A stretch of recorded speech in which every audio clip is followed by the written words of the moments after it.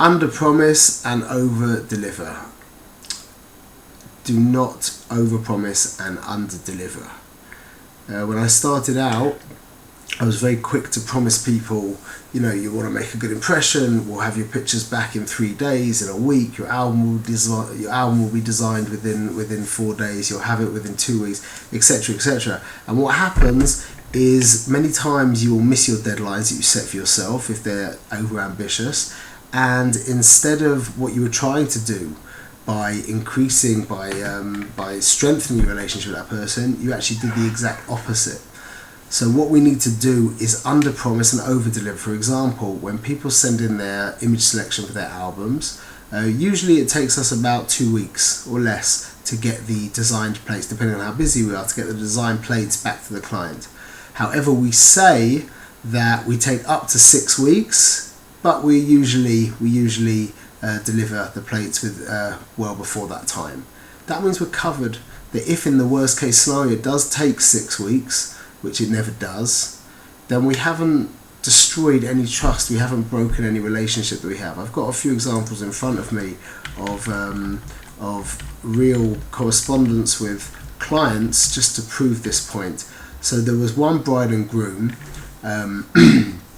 that in my client response, in my client feedback form that we'll talk about in another video, I got from both the bride and groom separately, I got different responses, and it said like this. The bride wrote in the comments at the end, "It took us a long time to get our album, much longer than we were told.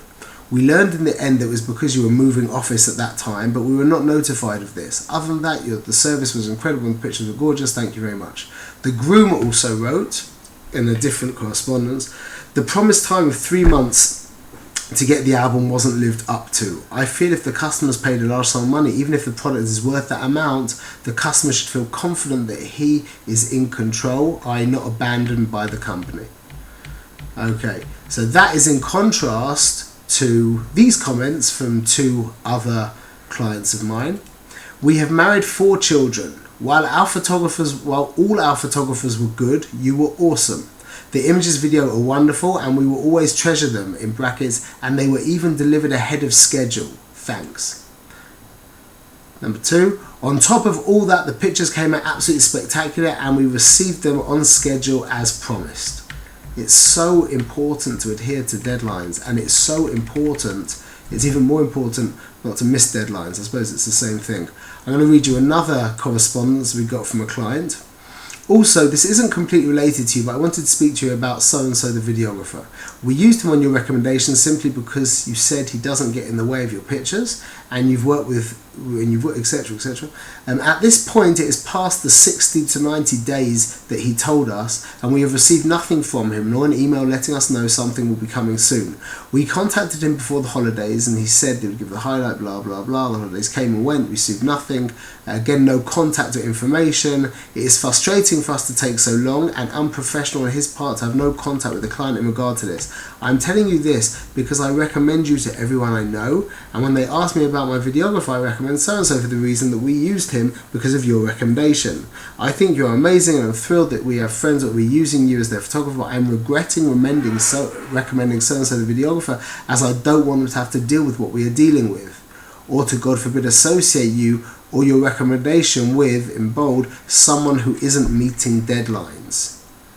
People remember deadlines for better or for worse. When you meet your deadlines, you get a big tick, ching, and when you do not meet your deadlines, you get the exact opposite. It is a really good idea to never ever, in the worst case scenario, to not miss a deadline. I missed the deadline just now. I should